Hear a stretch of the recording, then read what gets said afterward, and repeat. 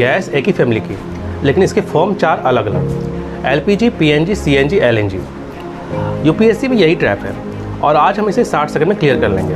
अगर ये 4 फॉर्म का डिफरेंस आप आज समझ गए तो एग्ज़ाम में आपसे कोई भी क्वेश्चन गलत नहीं होगा। तो सबसे पहले बात करेंगे LPG की, जिसे हम कहते हैं लिक्विफाइड पेट्रोलियम गैस।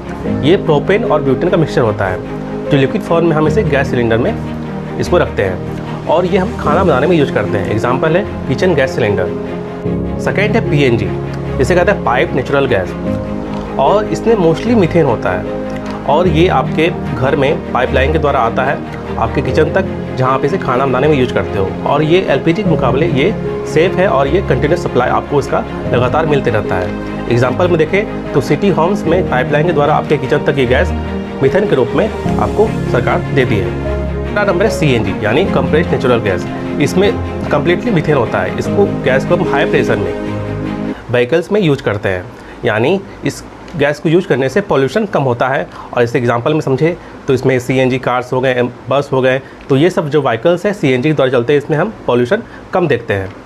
चौथा नंबर है LNG यानी लिक्विफाइड नेचुरल गैस। इसमें भी मीथेन होता है, लेकिन ये बहुत लो टेम्परेचर में, जिसका तापमान है -162 डिग्री सेल्सियस। यानी इसको हम ट्रांसपोर्ट करते हैं और इसका स्टोरेज जो है आसान होता है। और इसका एग्जांपल अगर समझे तो शिप्स और गैस से इसका हम ट्रांसपोर्टेशन में यूज करते हैं। इसे याद रखने का एक सिंपल सा ट्रिक है। अगर ये ट्रिक आपको याद हो गया तो आपको कोई कन्फ्यूज़न नहीं होगा और आपके जो प्रश्न हैं एग्ज़ाम में पूछे जाएंगे तो आपको उसे आराम से सॉल्व कर लोगे, यानी बिना कन्फ्यूज़न के। इसे याद रखते हैं सिंपल से ट्रिक से। पहला है LPG, इसे याद रखेंगे हम लिक्विफाइड सिलेंडर गैस। दूसरा है PNG, इसे याद रखना है पाइप गैस। तीसरा है CNG यानी कंप्रेस्ड कार गैस। और चौथा है LNG, इसे कहते हैं लिक्विफाइड कोल्ड गैस। यानी अगर ये 4 चीज़ें आपको याद हो गई तो आपको ज़ीरो कन्फ्यूज़न और आपका जो प्रश्न है एग्ज़ाम में वो कम्प्लीटली सॉल्व होगा। यानी सेम गैस अलग अलग फॉर्म में अलग अलग काम में, यानी कंसेप्ट क्लियर तो एग्ज़ाम क्लियर।